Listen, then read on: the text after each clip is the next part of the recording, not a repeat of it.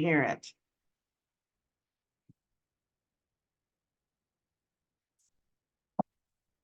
Okay, that means I'm going to have to.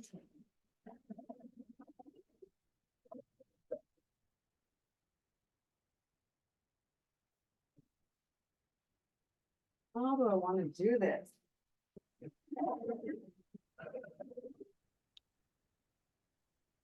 Where I am recording. Oh, that's my girl. Okay, I need my headphones and I'm trying to get a decent background. Where are my sunglasses? Hold on, honey. Okay.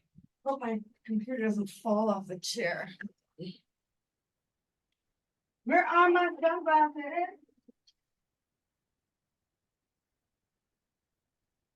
Oh, look at you. Oh, I'm so excited. Can you hear me? I can hear you. How beautiful are you? I am good. I'm trying to make so I'm so disappointed because sometimes my headset, my speaker doesn't work. So I have to wear these ugly Oh, that's okay. headphones, but I'm trying to like look cool for our podcast. So I normally, I'm crazy, right? I like to be fun. So I'm like, should I wear the blue ones or let me see, I might just not wear any. Nah, those aren't cool enough. Yeah. I gotta look cool for the podcast. Do I have to do PowerPoint or no? No. I have It's a PowerPoint, but you is can, it like if you have a PowerPoint, that's great. So this is, you know me, I'm just fun and casual, but I like to educate people, right? Yeah. And so I'm at this stage now. So the podcast is called the S.O.L.D System, Strategic Organic Leads on Demand, where we show people 12 strategies to get a steady stream of high quality leads for free until they become profitable enough where they can invest in paid ads and scale. Okay. So I'm at the point now where I've done most of the strategies, the video marketing, local marketing, content, all that kind of stuff. So now I want to move into paid ads to bring in more money so I can scale.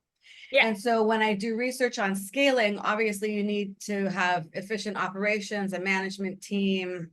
Mm-hmm. And so then I started thinking, pardon my language, but I'm like, fuck, I need to start to do this shit. Like, and I want to do the podcast for other businesses because you need to start to think about, managers and C-suite and the responsibilities and setting up a board of directors. And I know none of that stuff. So, I mean, like I just followed you. You first did your introduction when you guys first had the ACBN board of directors and you sort of told everybody about the rules and responsibilities. I'm like, but I mean, because I know you guys, right? Yeah. But now that I advise other people and I'm trying to get mapped into be more corporate, because right now it's still mom and pop shop. Yeah. Solo entrepreneur kind of with freelancers. Yeah. But so I'm like, let me start to really be strategic and serious and start to think about growing for the future and what I would need and what the legal ramifications and requirements of that. Like, for example, you have to have a board meeting once a year, right? Yeah. There are certain things you have to have. Yeah. So, okay, you can take it away. I'll give you the thing. I will let you, I'll let you share your screen or host or whatever. And then I want you to remind me of your background because I know you're super smart and I know you're weird. Yeah, you are. You are brilliant. Ryan is so lucky to have you. We're all so lucky to have you. But and I know you told me you were so busy, not only vacationing, but finishing up your PhD. So you're gonna be Dr. Nicola. Yeah. Woo! All right. So yeah, baby, take it away. First of all, tell me about your education, your background. Okay, give me hosting rights. Let me just set that up before I start. Blah. No. Where'd you guys go on vacation? Jamaica? Jamaica, yeah. Very nice. You guys go like every year, don't you? I have a property there, that's why. Oh, is it an Airbnb? No. Oh, just something you have to manage. Yeah. Okay. Well, anytime you need someone to go to Jamaica with you, let me know. I'm always trying to go. All right, Mama, you are the host. Hold on. I'm going to share. Woohoo! Right. So fancy and professional. Okay. All right. So, do I just go ahead? Yeah, baby, 'cause I'll edit all this foolishness You out will. Okay. after. Okay. Okay. So my name is Nicola Harris, and I am here today to shed some knowledge on boards and board governance. Mhm. My organization is called the Center for Strategic Impact and Growth. And what we do there is we help organizations, not for profit and for profit businesses build their organizational capacity. What that entails is we help with anything around business development, fund development, grant writing, professional development, strategic planning. Anything related to organizational design, organizational development. So we're a go-to spot to help businesses that are interested in taking their business to another level. Okay.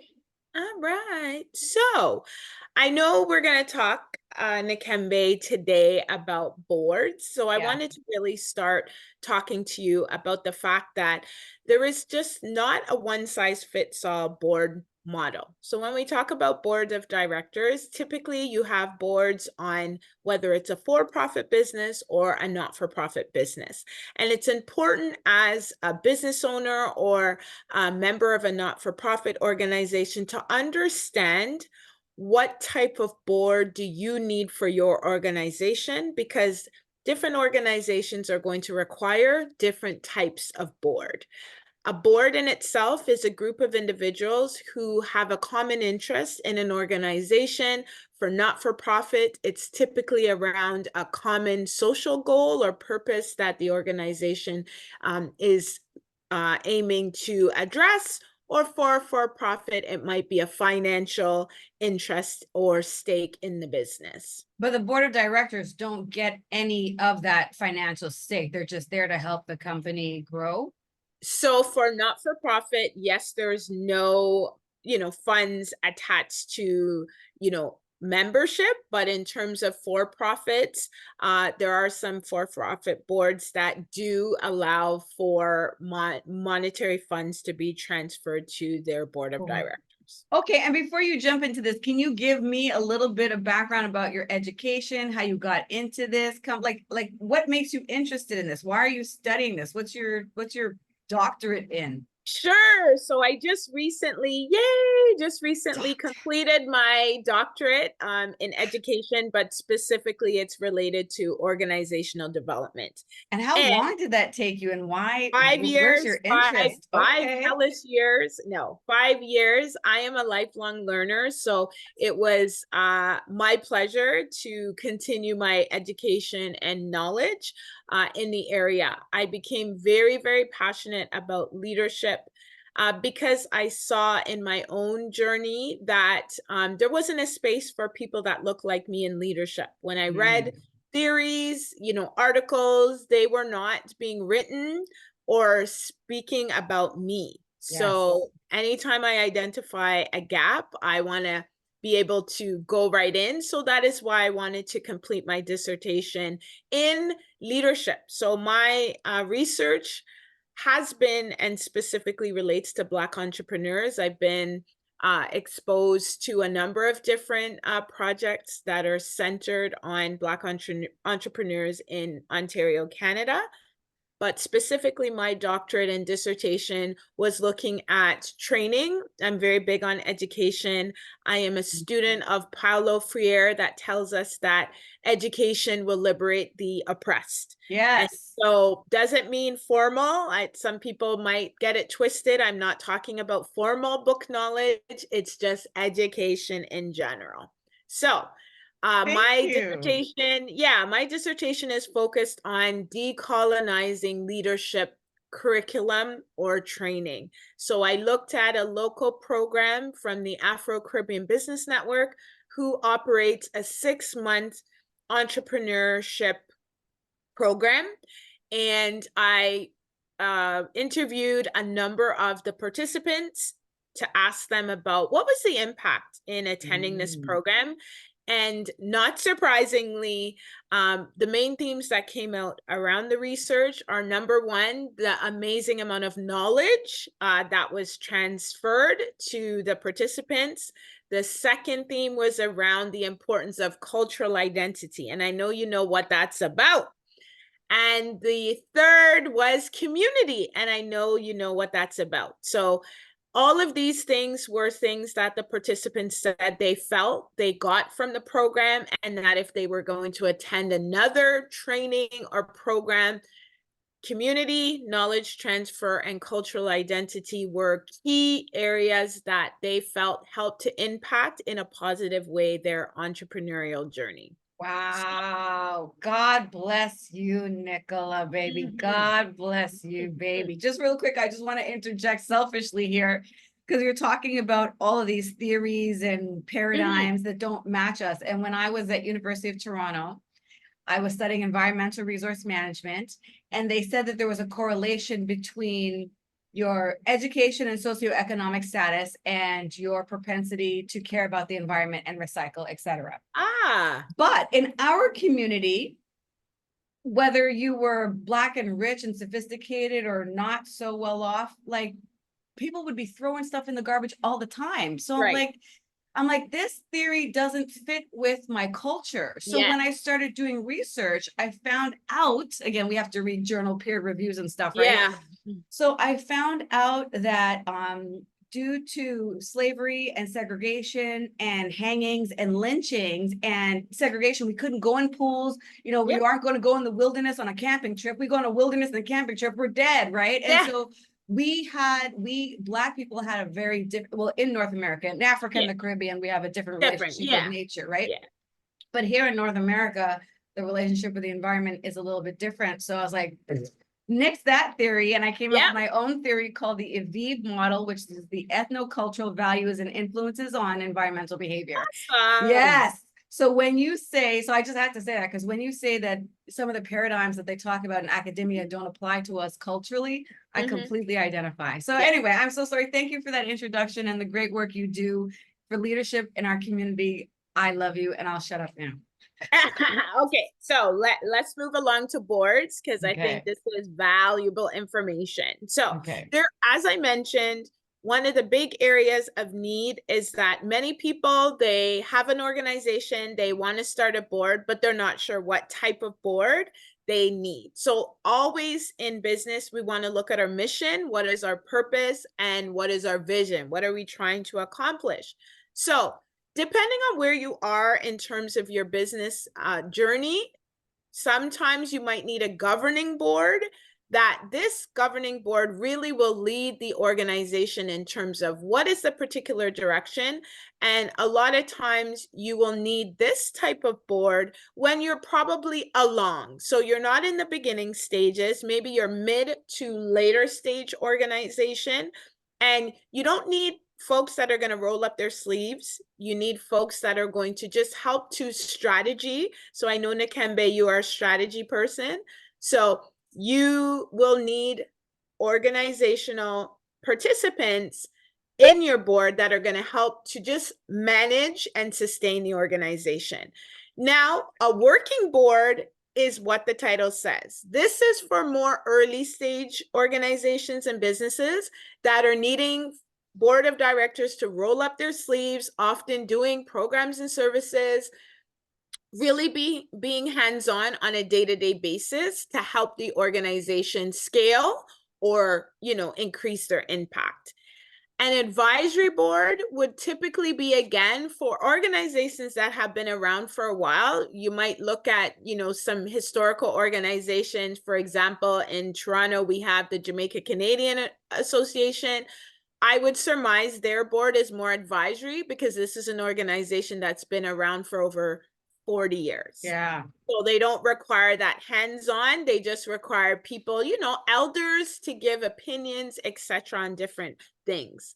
You might also need a managing board or an executive board. And again, this might be early to mid-stage organizations that need people who are going to manage, right? Operations. So you have your organization up and running.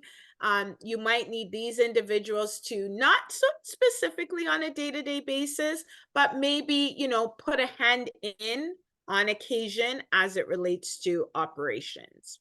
Okay, so from the ACBN perspective, if you could go back, would you say that our initial board of directors was working or Yes. advised? Yeah, okay. Yeah, so I would say at the Afro-Caribbean Business Network, we had started, that was our first development of board, but you were the board president and amazing, and that was a working board. We had a lot of help from yourself and leadership and as it relates to what you do, the marketing, right? And really helping us to bring our game corporate. You have great knowledge and background around corporate and structures and kind of what needs to be in place in terms of branding as well. So I know you spent tireless amount of hours, you know, helping to hone in on what's ACBN's brand, you know, what is the culture that we're trying to, you know, disseminate information around. And so that's what was needed. I think when you first start, you need that so we can establish ourselves, our mission, what are we about? And then once we do that now, then you need kind of the managing and or governing boards that are going to help the organization go along a little bit more. Okay, thank you.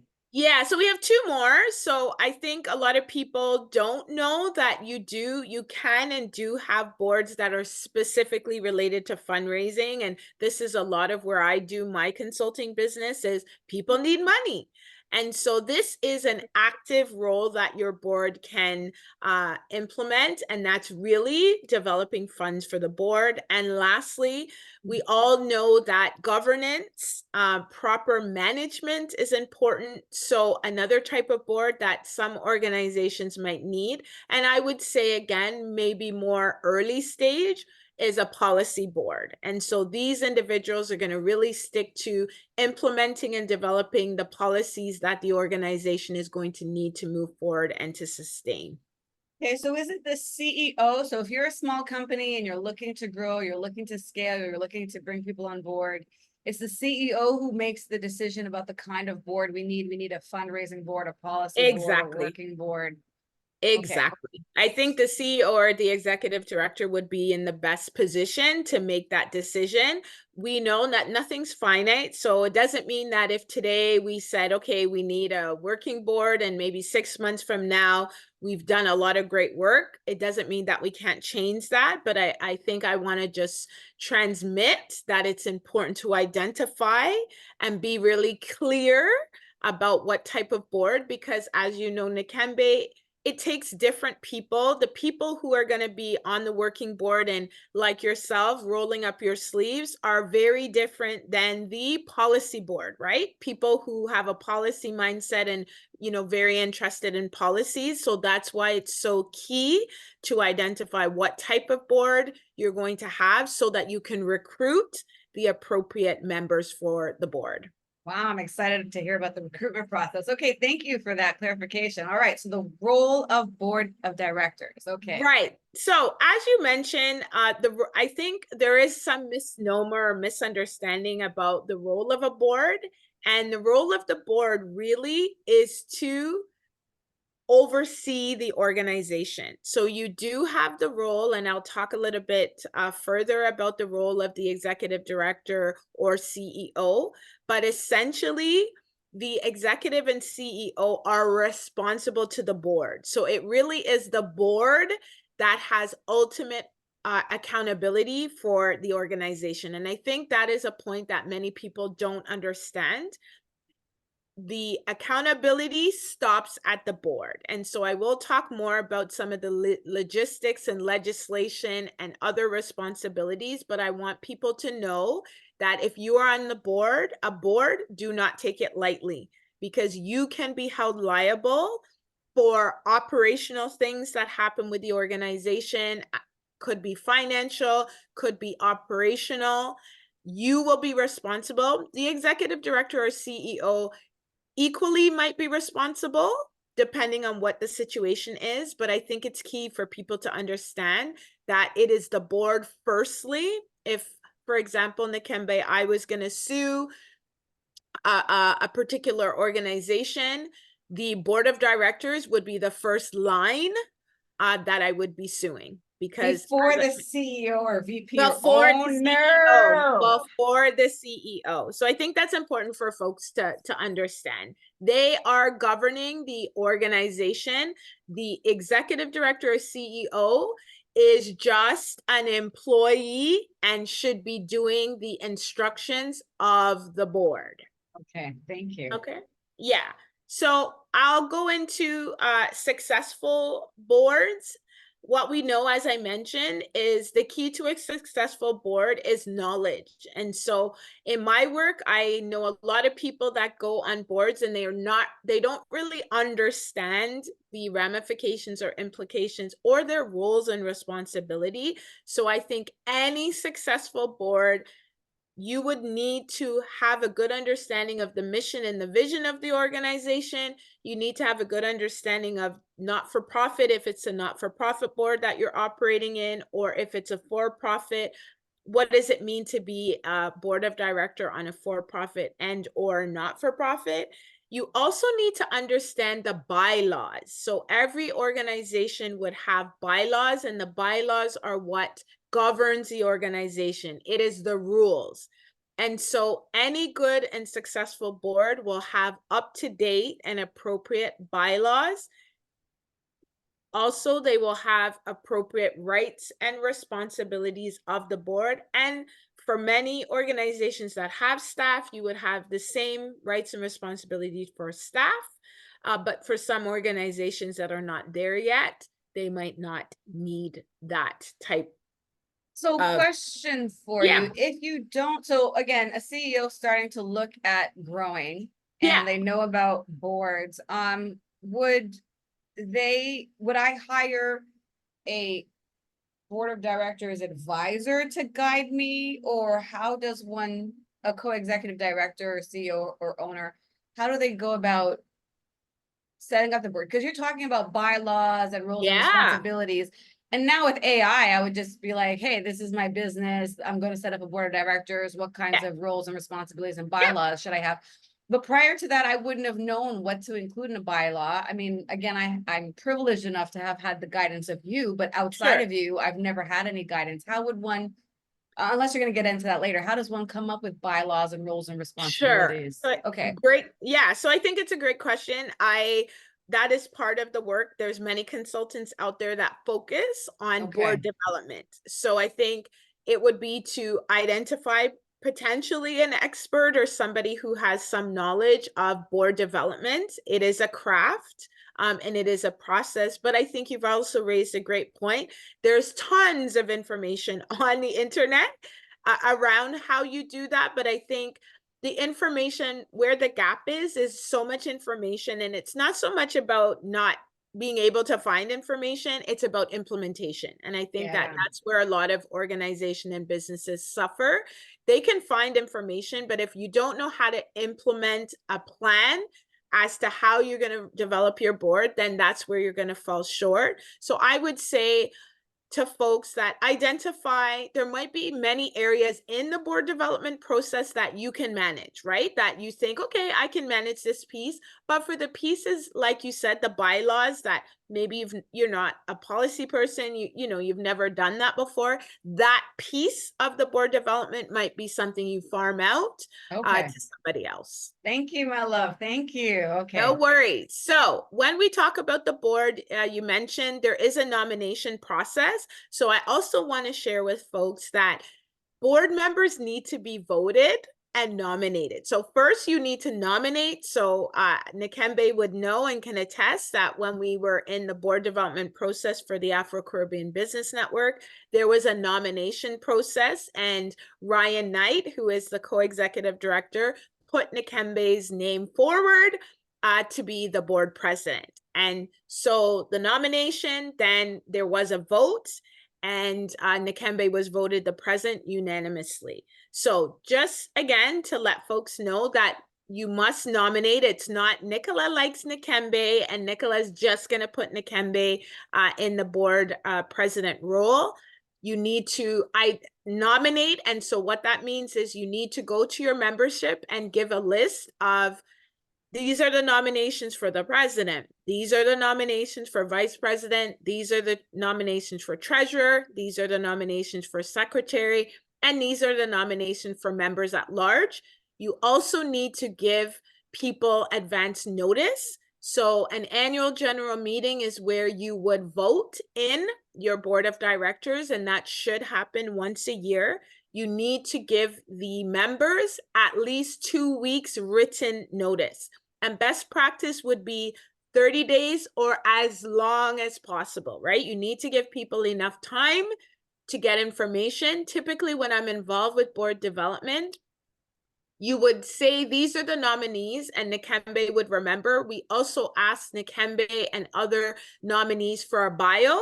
Yeah. And we asked, why would you, why do you think you would be a good, for example, board president, right? So that the members, when they are considering who to vote for, they have the person's resume or CV, and they also have a brief statement as to what and why this individual thinks that they would be a good addition to that role. Now I know why you were asking for that stuff. Okay. So let's move on to the rules. I think, Nakimbe, you've mentioned a couple times, we've talked about rules, and I think this is another area that sometimes people are not sure about. So in not-for-profit sphere, you typically will have the role of the highest paid person in an organization be either the executive director or the CEO. These are positions that are one and the same. And I wanted to delineate that this position is a paid position. The executive director or CEO is not a member of the board. I mentioned already that the board of directors has this executive director or CEO as their employee. So part of the role of the board is to recruit, hire, supervise, and make sure that the executive director is performing. All right. So you and Ryan were not members of the board. You guys are the co-executive directors. Okay. Yes. All right. Yes. So you were essentially, Nakimbe, you were our boss. We reported. Thank God we didn't get in any trouble. Yeah. We reported to you. So as I said, I just want folks to know, I think a lot of people are not clear that the executive director or CEO is not on the board. Many people, when they're starting their not-for-profit, the executive director may come from a board member, right? Because typically the founder, like Ryan, if you remember, Ryan had been on the board because he founded the Afro-Caribbean Business Network with a few other individuals. But when it was deemed that we were going to now have our new board of directors, our first board of directors, there was a decision made that Ryan would exit the board so that he could go into the role of executive director and be paid. Another point to know, members of your board cannot be paid. For a nonprofit. For a nonprofit, they cannot be paid. For a for-profit, yes, there are situations where they're paid, but in a not-for-profit environment, they cannot be paid. Okay.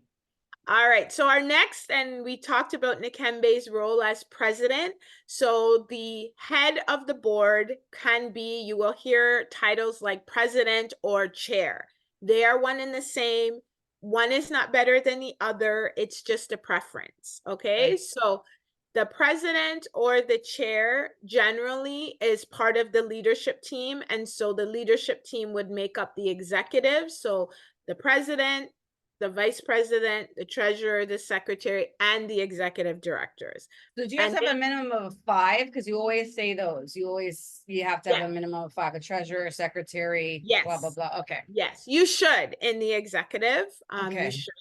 On the board, that's another point you're bringing up. On the board itself, from a legislation point of view, you need to have a minimum of 3 people, and you should always have an odd number. Why should you have an odd number? So that when you're voting, you're not going to get a tie, right? Got it. Yeah. So you must have a minimum 3, but you can have, right now at ACBN, we actually have 15 members. So we have a lot of board people. We had a lot of interest. So we have a lot of people. And so we actually had to change our bylaws because I think the bylaws had stated 10, and we needed to amend the bylaws to allow for additional members. Woohoo! I can't wait to come back when I get to Toronto, as soon as all my marriage Yeah. immigration stuff is done. Yeah. Yeah. So when you're the president or the chair, you oversee all of the actions that happen at the organization. Again, I talked about bylaws and policies and procedures. The president would have a hand in that. They would participate in the evaluation of, as Nakimbe, evaluation of the executive directors, but really you are setting the tone. So Nakimbe was great about setting the tone for ACBN, being a champion, being out there, you know, and telling people about our mission and our vision. So that's really the president's role. The vice president, I'm not going to go into too much detail. You are just, you know, second in command, and you're really shadowing the president. The secretary now, you are managing all communications and correspondence, keeping minutes, you know, sending out agendas, making sure that any information that the board needs is provided for. A lot of people ask me, you know, I'm not really good at note taking. I believe Nakimbe has AI, and so a lot of people are using AI. So I would just say to folks that don't feel like, oh, I can't be the secretary because I'm not a good note taker. There's so much applications that you can use.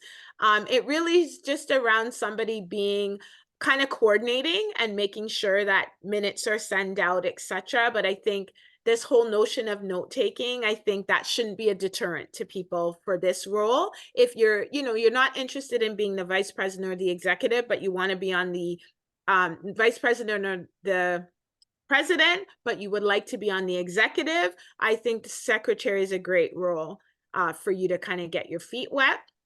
And Just a quick question about how many hours a Sure. month or something, because some people might want to know that if they're going to be on Yeah. a board, how much time do they have invested, and what Sure. benefit is it for them? I mean, yes, Yeah. they get to contribute, but they probably Yeah. also want something back. What's in it for them? Great question. So I would say in general, most boards, and Nakimbe, you can attest to, is most boards will have a meeting quarterly. So Yes. either once every 3 months or once every 4 months. And typically meetings are about 2 hours long. So I would say I usually, when I talk to board or potential boards of directors, I will say to them that you probably will have maybe 1 to 2 hours a month on the month that you're not having the meeting. And I would say on the months that you are having the meeting, maybe up to 5, depending on what you're, you know, what it is that you're doing. To your second part of the question, what's in it for them? There are so many different benefits. I was talking to somebody yesterday evening about the benefits of being on a board. Number one benefit is leadership skills. So if you have your own business or you work for a company and you're not in leadership and you want to gain leadership, most people know that it's very difficult to gain leadership skills when you're not in a leadership position. So why not be on a board where you will get hands-on knowledge and participation in making decisions about organizations. For many of you, like myself, years ago when I started, I learned what a budget was, all the different aspects of a budget, what an audit looked like, you know, what grants were. So it is a great, you know, I think people used to say to me, I'm dating myself, you know, McDonald's, if you work at McDonald's, you know, they know that you could work. And I would say if you have board experience, I would say that's a well-rounded person, because there's a lot of things that you will learn at a board level that if you never have any exposure on a board, and I think Nakimbe, you can attest to, you would never learn that information. And I think it's transferable. And I was talking to somebody yesterday about building your resume, especially for young folks. What a great way to do that. You're on a board, whether it's a not-for-profit or a for-profit, you are making a difference in your community and society. So it's a great way to participate, great way to network. you know, talk to different people that you might not have been able. I mentioned my research speaks to the importance of community. And Mhm. I think being on a board, that is another part of it, is the knowledge, the community, but also identity, right? You're being around, whether it's, you know, racial, ethnicity, but also I'm on a board where there's only 2 people that look like me. However, in terms of culture or identity, these are people that have a similar faith background to me, right? So again, there's commonalities. You're not always going to be on a board, and sometimes it can be a little bit boring when you're on a board when everybody is similar. But Mm, you know, you can be on a board with people, I would say, that are probably like-minded if they're on a particular board. got it. Yeah. So Okay. the last role is a treasurer. So I think this is self-explanatory. This deals with the finances, but one thing I want to share with folks, a lot of people like myself, I would be like, treasurer is not for Nicola. I don't do math. So sometimes people, you know, shy away from the treasurer role, but I would encourage people, you know, money organizations have an accountant, you know, or have a finance person. So really your role is to get the report, the financial report, for example, for the quarter, and you're just sharing that information to the board. So I would just say that don't shy away from this role. It's really great learning. And for entrepreneurs who many of us struggle with finances, again, it's another great learning opportunity to not have to make mistakes, you know, necessarily with your own business, but to gain information from an accountant directly, as well as have ownership and leadership over finances at a particular organization. So you don't necessarily have to have a big financial background? No, so I think that's a Okay. misnomer. I think a lot of people feel like it has to be an accountant or you have to somehow, you know, have that background. On ACBN, I will share right now, our treasurer does not have an accounting background. Okay. And just stepped up, just said, you know what, I don't know anything about you know, treasurer or, you know, finances on a board per se, but I'm willing to learn. And it's been a great learning experience for them because they get to meet weekly with an accountant. They have their own business, and they have shared that they have learned so much that they can implement in their own business because they Okay. can. Okay. Yeah. Okay. So I think Risks. I want to get to risks because I think people are like, this sounds great. I want to be on a board, but what are some of the risks? And there are many risks. Ooh.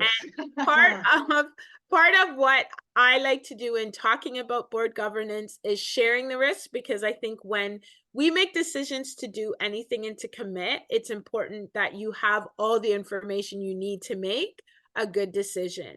So as I mentioned earlier, when you are on the board, you are responsible. So one key takeaway I'd like folks to know is, if you are considering going on a board, make sure the board has board insurance. And so board Oh. insurance can, I'm not Mm. saying it's 100% going to shield you from any liability, but it can help in terms of the financial costs that happens if somebody or an organization sues the organization. You as the board would be shielded from that if you have board insurance. So that is a key question to ask if somebody ever asks you to be on the board: is there board insurance? Okay. Also, I mentioned, and we're talking today about structure and model. Depending on the structure of the organization, you might be at risk. If you are a working board and you're kind of in the day to day and making decisions, obviously you're going to be more liable, right? And more vulnerable to risk because you are in the trenches and working on a day to day basis.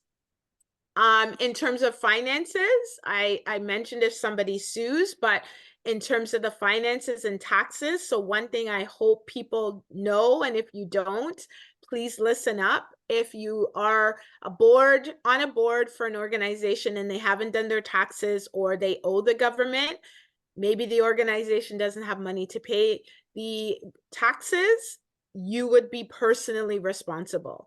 So if there's 5 people on the board, for example, let's make it easy for math so Nicola can do it. And the organization owed 100,000.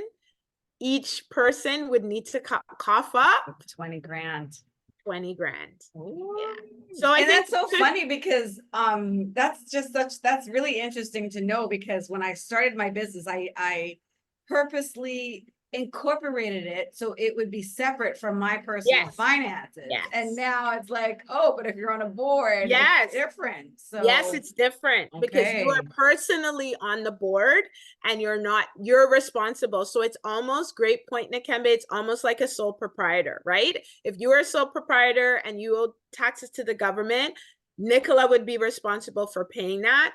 Whereas if you're on, for example, a not-for-profit board and that organization has taxes, it wouldn't be, I know some people think, oh, the executive director would be responsible. The executive director, again, going back to what I said previously, is the employee of the board. So that is why the board, when you're on a board, it is important to know what's going on, because if you feel you're on a board and you're not sure about finances, I would find that out, because it's not the executive director that would be responsible to CRA.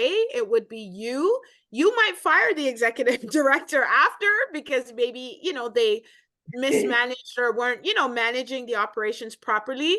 But if you fired the person, they still wouldn't be responsible, right? The buck stops with you. So if there are 5 members on the board and I cough up my 20 grand and the other people don't, am I responsible You're for the still rest of the responsible. money?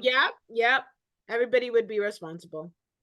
So one way or the other, that 100 They're grand gonna has to get you. paid. They're gonna get you. And as you Okay. know, with CRA, Revenue Canada Revenue, they can go into all kinds of things, right? You wouldn't even be able to control, if they take money from you or not, and they don't care that Nakimbe put 20,000 and Nicola didn't put any, right? They're just gonna go after whoever to get the money that they are owed. So I think that's really important for people to know. So I guess the members of the board are listed publicly somewhere, and that's how the Yes. government would get access to Yes. who to go after. Yes. Okay. Yes. Okay. Yes. So when you register your board, after your annual general meeting, every year, if the board members change, you need to complete a board of directors change form and advise the government. So that's part of the reporting that you talked about earlier. That's something, again, that a lot of people don't do. The annual filing, right? The annual filing. Shit. And if there's any changes, government always, writes something like, if there's any changes, or, you're agreeing that there's no changes. And so many organizations that we work with don't do it. So they might have done it the first time when it was registered, but 5, 6, 7, 10 years later, nobody remembers or nobody knew that every year and we know that, for the most part, on a yearly or bi-yearly basis, board of directors are going to change. So that is something, again, keep up with the reporting requirements, because to your point, if you don't, I think people think, oh, I registered my not-for-profit and I'll just have it forever. The government has the ability at any time, and it clearly states in legislation that if you are not up on their requirements, they can revoke your status at any time. So it is not, I didn't know that I had to do that. You need to educate yourself and make sure that ask questions. Just as I said, to ask questions about finances, another great question to ask if somebody asks you to be on the board is, when's the last time you filed your annual filing? When's the last time you updated your board of directors? Right? Okay. All right. So those are some other things. So conflicts of interest, I'm going to spend a little time on this, because I think if you've been on social media, I'm not going to go all in, but there's been a lot of cases recently that speak to conflicts of interest with board members and executive directors. So I want to say that so Ryan and I were talking about what you're probably talking about. Yeah. And I was just like, so thankful for your expertise because you were like, cut it right in the butt. Yeah. You're like, no, you can't do these two Yeah. things. Yeah. You know, Yeah. you really Yeah. had ACBN's back. And Yeah. so, yeah, this is good for people to know because some people Yeah. might think that they can get on a board for whatever reasons. And you're like, Yeah. no. Yeah. So you can so when you're on a board, it is important, especially we know that boards money gets passed, you're making decisions. And so it's important for you to always state when you have a conflict of interest. So let's put it out there. It might be Nicola, who is a grant writer. I'm on a board, and the organization's like, Nicola, you're an amazing grant writer. We want you to write the grants. That would be a conflict of interest because as a board of director, I can't get paid. Maybe I say, okay, I can do it for free. That is fine, but I cannot do it for payment without stating to the whole board that there's a conflict of interest. What And does they it have to vote sometimes, don't and they? they need to vote and Right. say they are agreeing for me to continue to do this and get paid. I would always advise people not to receive payment when they're on the board, even if the board of directors is cool and they're like, it's fine, you know, we want, you know, this to happen. It is the perception, right? So it's not about if it wasn't good or not, or there aren't laws that prevent people from paying people different, you know, funds for different services, but it's the perception. And what, you know, we're talking about that's been going on in the media is really more about perception, right? Maybe everybody was up and everybody knew. I would imagine that everyone knew who was getting paid for what, and they were okay with it because a lot of times there's expertise in the board and you think we're going to get really good services on this person. However, you know, 5 years later, when people look at it, you're like, whoa, why did they even entertain that? Because that doesn't look kosher, even though we know people have good intentions. I would imagine these people, you know, have done lots of things for the community. Oh, yeah. However, it is the perception of what it looks like, right? So for example, it might look like, wow, Nicola got $1 million. Over time, Nicola's company, the Center for Strategic Impact, got, you know, a number of different, you know, payments to do work over a period of time.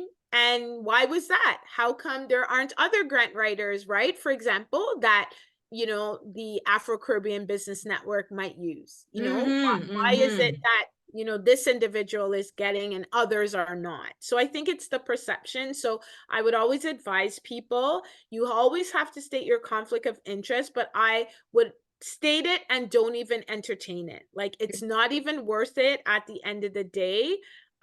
To even entertain, because most services are services that other people do, right? So yes, you might do amazing services, but for most people, I know, Nakimbe, you know who the movers and shakers are in your industry. And so even though you are the best, you know, in marketing, I'm sure you could tell us, right? Like, who else, you know, would you, if you had to choose somebody else, who else would that person be, right? Got it. Yeah. So that's the big issue around confidentiality. There's some other duties that you need to adhere to when you're a board of director. And the first one is duty of loyalty. And it is what it says. You need to be loyal to the organization. So I can't be a member of a particular organization on their board, and then I'm going to another or competing organization and say, oh, you know what I learned at this organization?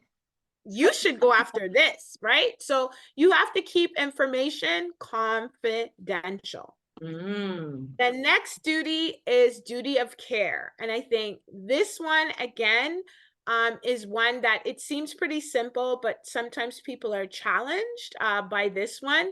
You need to, when you are making decisions for the organization, you have to make sure you're honest, make sure you have as much information as possible. I'm on a board right now, and a lot of times they talk and I'm like, what is that? I don't know what this is. And I'm not afraid or ashamed to ask questions, because ultimately I know I'm responsible. So I'm not going to sit back. I want to be able to have a good duty of care to make sure that the decisions I'm helping to make, I'm making them, that I'm honest and that people are sharing all the information. The last one is duty of obedience, where we need to make sure we do not exceed our authority. We make sure that we're sticking to the mission and vision of the organization, and we're making sure that we understand the rules and responsibility as a board of director, and we keep to what our bylaws are saying and what the incorporation papers are saying about the organization. Does that make sense? Yeah. How many boards can a person be on? I mean, I guess they can be in as many as possible, but what's a reasonable number? Like outside of one? You know what? I've been on many different boards. I would just say that it really depends on what type of board, right? Because right now I'm on a board, and I've had a couple people ask me to be on another board, and I've said no, because the board that I'm on, I have to meet every month. And I'm also a chair of 3 other subcommittees. And so it's just a timing thing. I just don't think I have the bandwidth. So but you're on one board.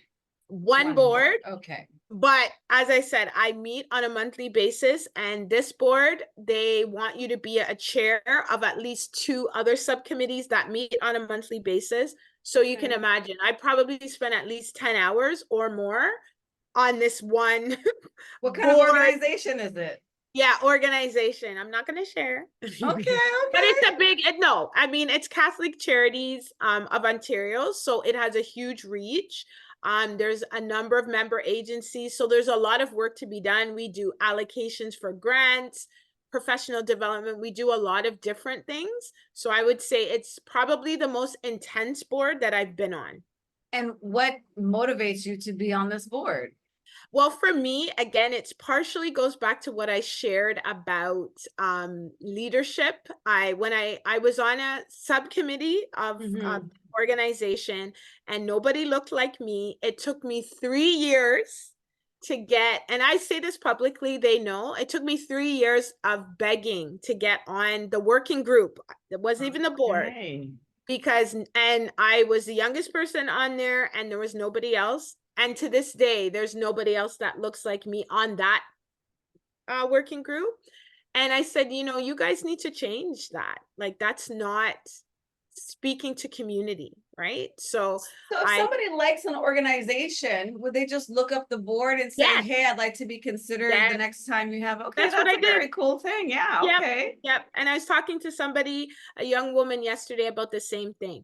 Look at what are the boards, and sometimes they'll say we're not looking for somebody, but they'll keep your resume. So sometimes it's persistence. As I said, it took me 3 years to get on the working group, and it probably took me they asked me to be on the board, but I think it took me another maybe 3 to 5 years to actually them to ask me to be on the board. Okay, so these boards can also be like very long time involvements if you want them to be. Yeah, if you want them to be. But I have learned so much, and I will always be on a board because there's so much learning, and these individuals that are on the board I'm on are very different to me. I would never communicate with these people that are on that board. I don't think I would ever be in any circles. But you have to open your network. I've had lots of opportunities, lawyers, big accountants, big firms that are in Toronto that I have access to. I had a legal issue that I wanted to talk to. There's 2 lawyers on the board that I was able to get information immediately. Nice. Just because, right? Okay. Just because they're on the board. Good to know. What I like about being on the ACBN board is when I run my own shop, nobody argues with the boss. Like there's no back and forth. There's no, you know what I mean? But on the board, people have different opinions. They do everything. And I like that. I like not always hearing yes. I like pushback a little bit. And you're right, that 100%. Diversity really helps to Yeah, Okay. All right. 100%. So yeah, I think that's a great point, Nakembe, for entrepreneurs who are used to always, running their own shot. Everybody is kind of deferring to them. It's a great environment. I think one of the things I would share about Ryan, I think Ryan was a great entrepreneur, but I think he really thrives with working with people, and he is a Mm. people person, right? So I think this has given him a really good opportunity to work with people, get diverse opinions, etc. And lots of learning, right? It's a different mindset to work with people and have to agree, right? And hash things out. Then you have the last say and you're just like, nope, this is what we're doing. And that's it, right? Yeah, yeah, yeah. I like that. That was surprising to me. I'm like, oh, I'm getting pushback, but I kind of Yeah. like it. Yeah. Yeah. So I Mhm. think I'm just winding down Okay. governance, just really governance issues as it relates to your board. Always remembering that we need to always go back to what our mission and vision is, and make sure as a board that the organization is always fulfilling its mission and vision. And we know we hear about mission drift, right? And many with organizations, maybe you originally wanted to do this and over time you're doing other things. And I work with many businesses that struggle. It's really important for us to center ourselves. And can missions change over time? Yes. But if your mission is changing, make sure you communicate that to everyone, right? You can't have a mission that says you're doing one thing and then you're doing something else. So just make sure that when you are on the board, I was in a board meeting 2 weeks ago and somebody reminded and said, hey, this doesn't sound like we are doing what our mission says. And everybody paused, and it was a great point because it wasn't. It was great, right? It was really good, but that's not what the mission of the organization is. And sometimes it just takes one person to say, hey, we need a pause. This is a great service, but this is not in line with what our mission says. Yeah, I remember when I came on with the ACBN, and it was a wonderful opportunity because there were lots of people bringing lots of proposals Yeah, to the organization. yeah, And I'm like, yeah, okay, that's great, but we need to stick with our six exactly. chores and Yes, this, and that's kind of the yes, role. And I enjoyed it. That was kind of the role, the leadership. It's like yep, I don't have too much of the day-to-day responsibilities, but I yeah, can help steward where you yes, guys are supposed to go and make sure that you don't diverse off into too many different tangents. So, yeah, okay, 100%. I Love that get word that. steward. Love that word steward. So Yes. together with that, I think let's talk about conflicts on the board. So I Okay. don't remember we had any big conflicts in Nakembe, but that can happen, right? You can definitely have people that are gonna have conflicts on the board. And so a lot of people ask me, okay, so right now I'm on a board. Well, I forgot I am on another board. I'm on a condo board, Okay. and there's lots of conflict on that board, There's and always there's always always conflicts conflict. on I like know. housing boards, I condo know, boards. I know. It brings out the worst in people. I So always hear if this. there is Okay. conflict, so people ask me, like, if there is conflict, like, what can I do? And I want people to know that you're not, left to the slaughter. There are definitely things that you can do. So we know first thing is always document, right? And make sure when you are disagreeing with something, don't just sit back and disagree. Make sure that the minutes are documented. So if there is a decision and you are the only one that says, I'm not in agreement with this, make sure that you state in the minutes. So please, in the minutes, state that Nicola Harris is not in agreement with this decision, can respect that everyone else approved, but you want to make sure that it's written and documented that you disagree or you do not approve. Let the record show. Let the record show. Then if it's, bigger stakes, right? It could be bigger states. There are legal kind of ramifications as well that you can potentially, look to get some redress. Okay. So you might need to, get legal advice depending on what the situation is. So I would just say, I think I'm just stating that there are legal mechanisms that you can go through. But the main kind of line of defense would be that documentation, so that if anything comes back after, in terms of liability, if everybody voted on something and you were the one that said no, and there was something in terms of liability, at least you could say, listen, I did not agree with this decision. Does it mean that you will probably not be Yeah, you're liable? not, yeah, you're still on the Not hook. necessarily, yeah, it's iffy, but I think in a court of law, you would have something to stand on, right? To say that, listen, I wasn't in agreement, I had it documented. Maybe they will, treat you lesser, but I think it's always important for you to understand and know what your rights are, in that regard. Okay, and then where would you, so I have two more final questions. So Yeah. one is just in terms of like your services, price and time. If somebody is like, okay, I want to take the business to the next level and I want a board consultant, Mhm. what are like the cost ranges from like low to high? And Sure. then what kind of investment? So if we work together once a week for 2 months, we'll be in board, or is it like a 2 hour strategy call and then I'm Yeah. good to go? And then where do Yeah. I find these people? Yeah, so I think a lot of times when we're doing board development, usually it's kind of we put things together. So we know we need recruitment, we know Mhm. we need training, etc. So typically those kinds of things range from $5,000 to $10,000. And Okay. usually that would be over a 6 to 12 month period. If it is Okay, just okay. that, we do a lot of executive coaching so that maybe there's a board in place and we just need, a 2 hour meeting every month or bi-weekly to help build the capacity of the board. And so really that's just at a lower price point in terms of it's a couple $100 per hour. So that Okay. sometimes people like that as an entry level, so so that you're getting some support. Sometimes we just attend meetings. We have customers who say, can you just attend a meeting because I'm having difficulty in this area, and maybe we're just attending one meeting for 2 hours. So it all depends, but we customize our services. We don't want to provide you with services that you don't need, so we really look to co-design and for you to be very specific. And we also want to build your own capacity, right? So that hopefully you don't need Need to us, yes. continue to pay consultants to do that kind of work. So you get them where they need to be and you hold their hand and you Yeah. can stay there with them if they need. Yeah, Okay. 100%. So I know I wanted to close. I'm sure many of you know this quote. It is to those who much is given, much is expected. So I would just say, like when you're on a board, I Mm, think some people don't take it that seriously. They're just like, oh, I like Nicola. I want to, I want to be on Nicola's board.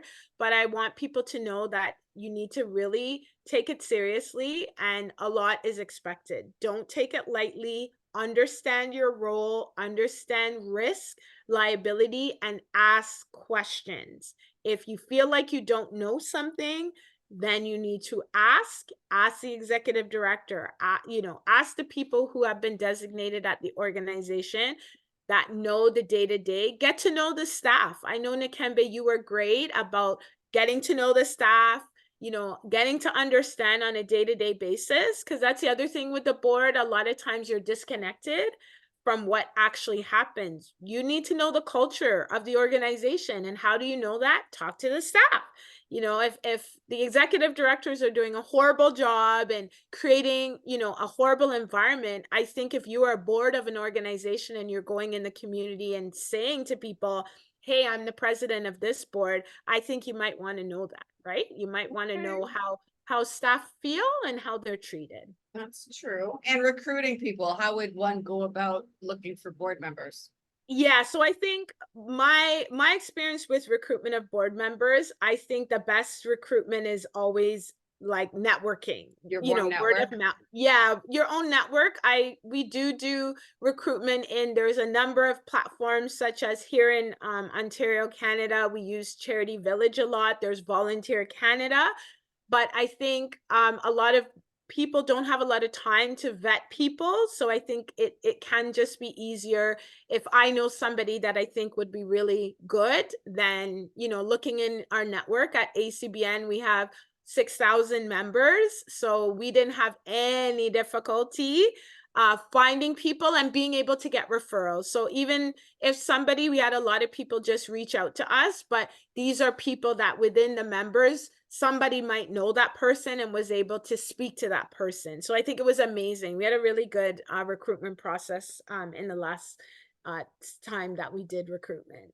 Yeah, I remember you were looking for a treasurer, and that's how I was able to bring Alderaan Yeah, on you board. So that was recommended. awesome. Yeah, to tell Yeah. folks, like, Nakimbe recommended our president. Yeah. So first recommended, this individual came on the board as a treasurer, and within a year became the president as well. So again, out of referral, and we're super pleased and happy with our president now. Oh my girl, thank you so much for your time. Yeah, I'm so glad we got to connect. I'll definitely have to get back on the board so I can see more of you. Yeah, we don't get to see you. But this was very, very, very, very helpful and informative. And it's something I wanted to bring the community. So thank you, my dear. Hey. I'm gonna go get something to eat, and I will holla and stay in touch as much as I can. I love and appreciate you. Yeah, take care. Okay, Bye. babe. Bye. Have a good day. All right, Bye. bye.